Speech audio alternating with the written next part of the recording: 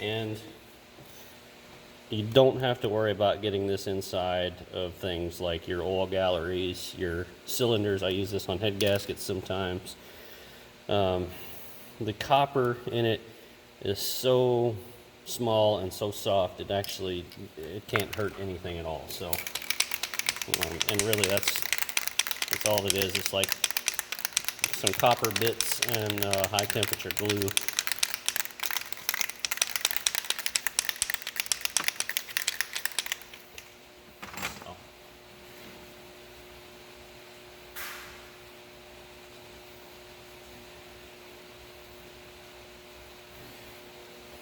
Go ahead and spray it on.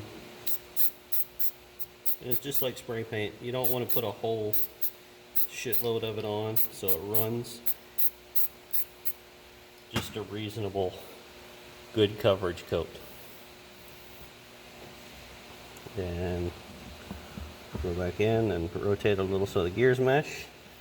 And before you see that gap there, before it gets all the way down, you want to start threading your bolts.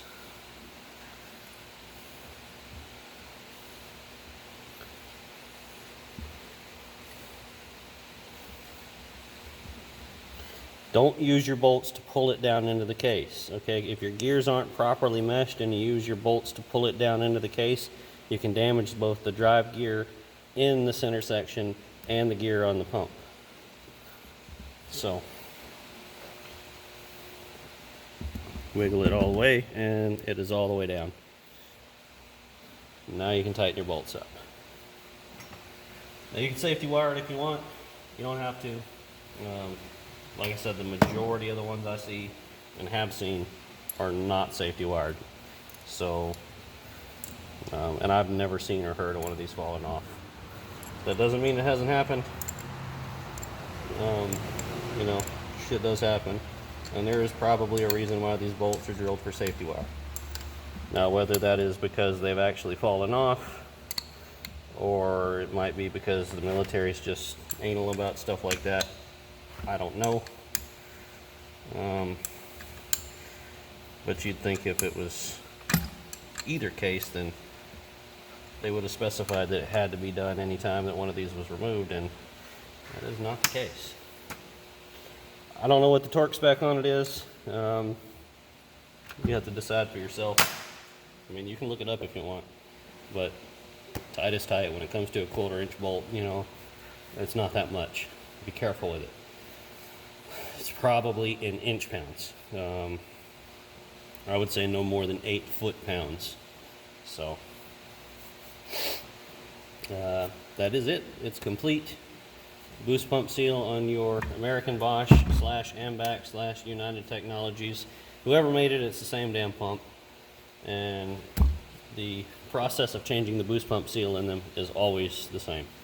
That's really the two biggest places these things leak fuel and put it into the engine oil is the hydraulic head O-rings, which you saw in the last video, and the boost pump seal. They also used to leak from the FDC, but if it has been bypassed like this one has, let me show you that. This is your fuel density compensator, and this one has been bypassed. On a non-bypass one, your fuel supply will come in from the fuel filter to here, and then it'll go from here over to here. And this is your return, and it'll be bypassed. It would have come from your bottom return right here with a T back to here, and then from here on to the rest of your return system. So when they bypass them, they get rid of this because this was the most common leakage point when they were in service and actually functioning. This was responsible for ruining a lot of engines. So the military actually came up with this bypass. If yours is not bypassed, I strongly advise you to do so because it will cost you an engine. It's not a matter of if, it's when. And probably sooner than later. So I do have a video on bypassing that. Made it a long time ago. You can look back in the old videos. So, yep. That's about it, guys. If you got any more questions, feel free to ask them, and I'll get back to you as soon as I can on them. No problem at all. I make these videos to help you guys. I enjoy doing it, and appreciate you watching. Be sure to check out our sponsors. They provide the parts for this stuff and the paint for all the other stuff we do, and their information, as always, is listed in the description box below the video. And please like and subscribe if you have not already, and we'll see you next time. Thanks.